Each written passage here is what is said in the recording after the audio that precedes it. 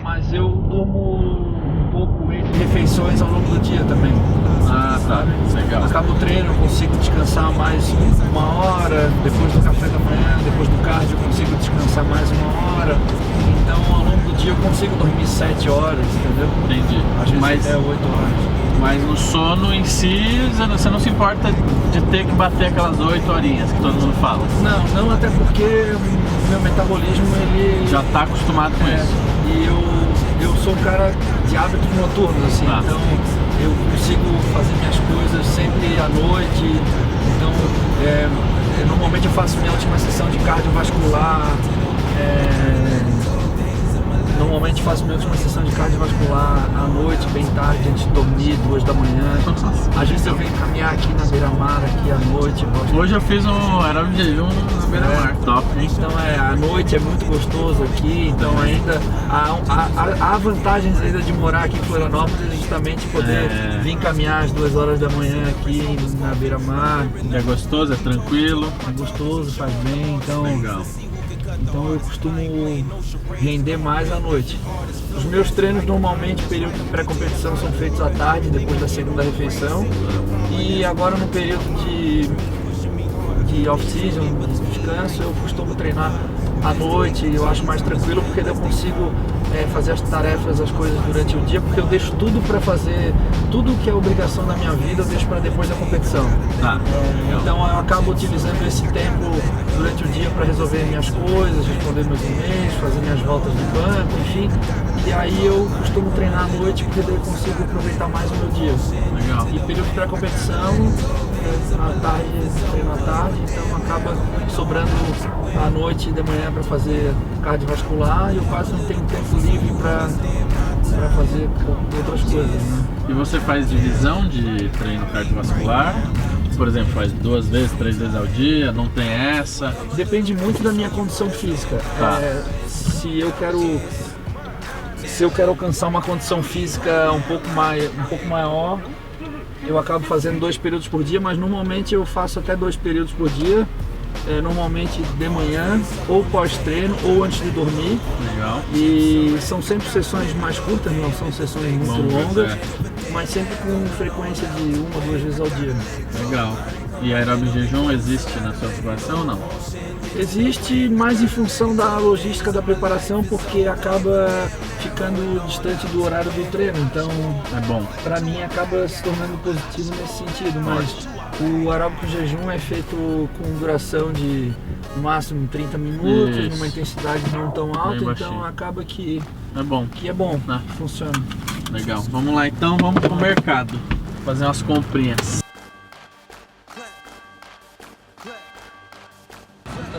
Por que você está comprando isso aí, Edu? Tô comprando isso aí porque a Carol, com seus dotes culinários, deixou cair sopa de frango dentro do carro e apodreceu. Então a gente precisa dar um jeito de tirar esse cheiro. Então vamos escolher um cheiro pro carro da Carol. Boa! Vamos ver a escolha do Edu, gente. Vamos ver. Cheiro de carro novo. Cheiro de carro novo é legal. Olha! Pior que é bom mesmo, você entra no carro novo. Cheiro de carro novo eu gostei. Floral nem pensar. Manhã do campo. Como que é cheiro de manhã do campo? Assim, cheiro de maçã. Nossa. Aí galera, estamos saindo do mercado. A gente conseguiu poucas imagens porque fomos proibidos de filmar dentro do estabelecimento. Regra. A gente fez até um takezinho lá, mas não pode, vai fazer o quê? Então é isso, o Edu fez uma comprinha básica aqui. Não é um mercado que ele está acostumado também. Você vai em outro para comprar as carnes, né? Normalmente a gente vai em outro mercado, mas em função do horário a gente veio aqui hoje. Vamos lá então, mais uma questão que o pessoal... Eu mesmo tinha dúvida e queria saber. E acho que muitas pessoas. Como começou tudo isso aí de você querer competir? Na verdade, vamos antes de começar a treinar. Você era um moleque brasileiro que jogava futebol? Isso. Jogava futebol, sempre desde o início da minha vida eu tive iniciação no esporte muito cedo, sempre pratiquei esporte. e sempre fui muito competitivo e sempre joguei futebol. Não, sempre joguei futebol, sempre pratiquei esporte. E eu entrei na musculação com o objetivo de aprimorar meu condicionamento físico, já que eu jogava futebol. Só que quando eu cheguei na época era sala de musculação, não existia nem esse conceito de academia que hoje a gente vê, salas e vários tipos de aulas. Então eu me deparei com alguns atletas de fisiculturismo que estavam há uma semana da competição treinando poses.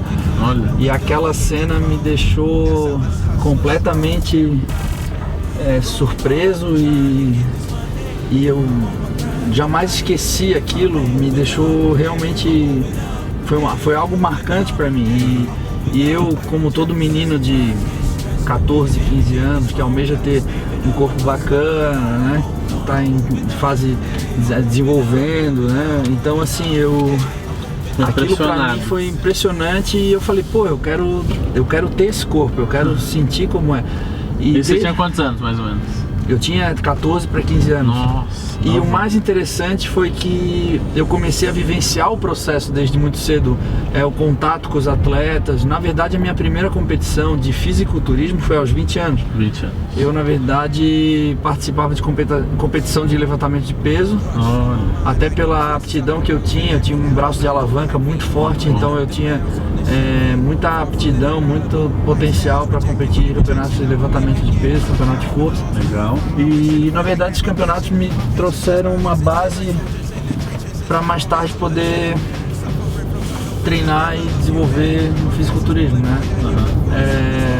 Mas a competição de fisiculturismo, a minha primeira competição foi aos 20 anos. Eu lembro que foi o campeonato estadual, o campeonato catarinense. Você sempre morou aqui no Sul? Sempre morei aqui, estudei aqui, fiz a Universidade Federal de Santa Catarina. Legal. Eu cursei engenharia de aquicultura. Olha. Trabalha com cultivo de organismos aquáticos, então é uma área específica, né? Bem específica. Diferente, legal. E eu errei o caminho, então a gente tá fazendo várias voltas. Normal, tá prestando atenção no papo aqui. E eu quero ir pela beira-mar. E aí eu foi uma carreira foi uma iniciação bem meteórica, assim. Eu venci o campeonato estadual overall. No primeiro campeonato já ganhou? No campeonato já ganhei. Caramba. Fui campeão absoluto overall. Legal. E com 20 anos, competindo com os adultos, competindo com atletas que já competiam há muitos anos. Imagina a moral que você ficou, né? Na verdade, eu não tinha muita noção do que eu estava fazendo, mas hoje eu percebo que hoje eu não consigo ver nenhum atleta de 20 anos ganhando o campeonato absoluto. Então eu percebo que foi algo muito precoce realmente. Legal. E hoje eu entendo o que as pessoas falavam que em relação ao meu potencial, que eu tinha que desenvolver esse potencial, que eu tinha realmente potencial. Então hoje eu consigo perceber. E aí dali eu fui campeão sul-americano, campeão sul-brasileiro. Depois eu fui pro Campeonato Brasileiro, logo em seguida já venci o Campeonato Brasileiro Júnior na ABA. E fui pro Mister Universo, venci o Campeonato Mister Universo. E foi assim uma ascensão bastante rápida. E dali eu resolvi migrar para a IFBB, que era onde realmente eram os campeonatos, né? Eu almejava me tornar um atleta profissional. Então foi assim aí eu iniciei nas categorias da IFBB competindo já como adulto. Só que nesse período, quando eu saí da categoria júnior e fui competir na categoria adulta, é uma mudança muito radical. É uma mudança de nível muito grande. Então eu decidi ir para os Estados Unidos treinar lá e competir na NPC, que é a Federação Nacional deles. Está integrada com a IFBB. Na verdade é a NPC, National Physical Committee, na verdade é a IFBB amadora dos Estados Unidos. Legal. Então como eu tinha residência americana, eu podia competir lá. Mas eu não podia competir o campeonato nacional deles por não ser cidadão americano nascido nos Estados Unidos, né? Entendi. Então eu me classificava para o campeonato nacional, mas não poderia ir. Mas eu adquiri muita experiência nesse período. Onde você morou lá? Eu morei em Miami Beach, em South Beach. Nossa, então eu conheci muitas pessoas que foram muito importantes na minha vida, assim.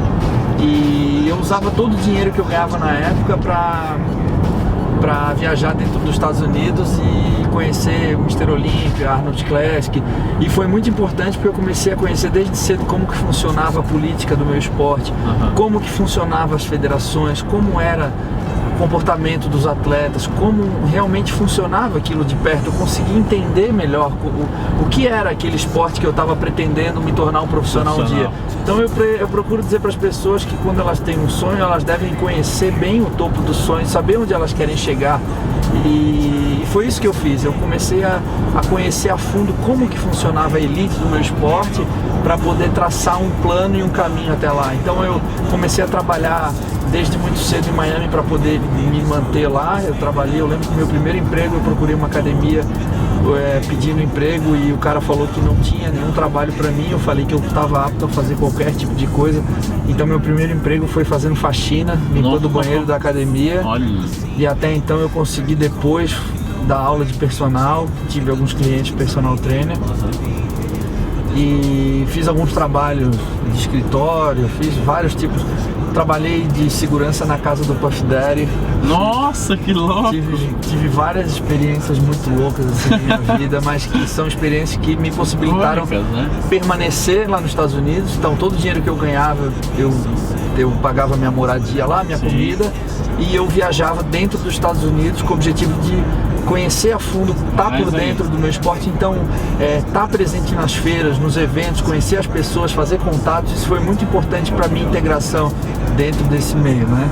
Então quando eu me tornei atleta profissional em 2009, eu já conhecia a maioria dos atletas, já tinha uma amizade com as pessoas, com os meios de comunicação. Então eu estreiei no profissional em Pittsburgh em 2009, em maio de 2009, vencendo a minha estreia como profissional já.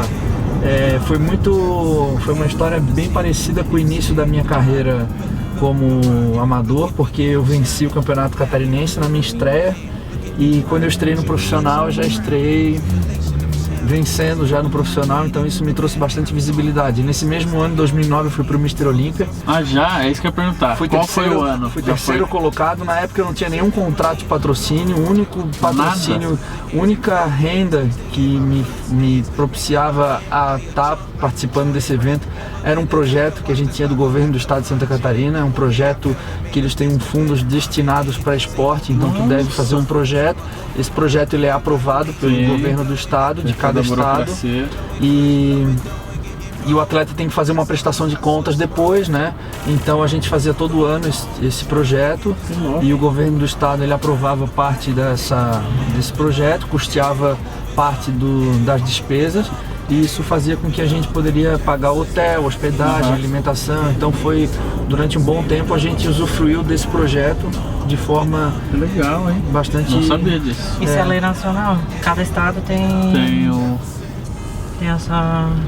Ajuda, incentivo ao esporte. Isso, é a lei de incentivo ao esporte, cultura e turismo. Pô, que história legal, tá vendo? Isso é bacana passar pro pessoal. Então mais tarde eu assinei um contrato. Meu primeiro contrato de patrocínio foi com uma empresa nacional, que foi a Probiótica.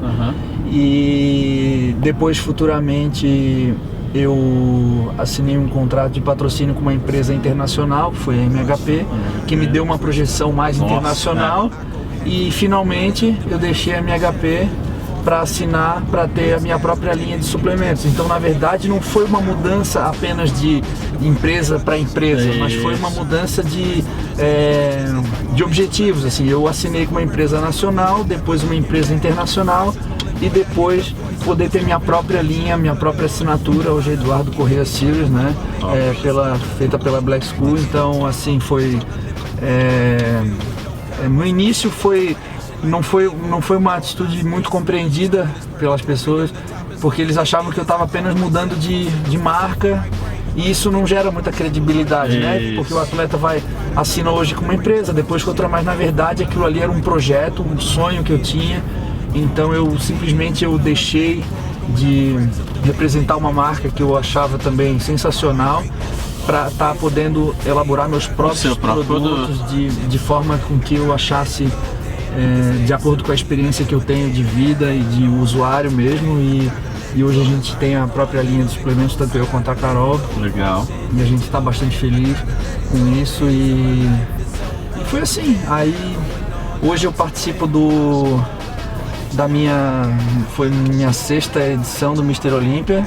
Todas as edições eu me mantive entre os top 5 da categoria, sendo que 3 anos foram 3 vezes terceiro colocado, 2 vezes quinto colocado e um vice-campeonato em 2014. Que era pra ser primeiro, hein? Eu tava lá na primeira fileira. Na verdade, foi o ano mais conturbado, foi um ano que eu vim de cirurgia, as pessoas não estavam apostando muito no meu retorno, então esse segundo lugar foi para provar que eu realmente ainda estava no jogo, que eu estava ativo, então foi bastante...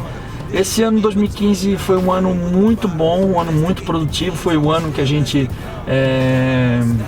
profissionalmente foi um ano maravilhoso. Sim. E em termos de performance não foi meu melhor ano, mas eu já venho trabalhando, já fazendo projetos para 2016, então acredito que com muita paciência, muita persistência, porque foi sempre essas as principais características e razões que me levaram a ser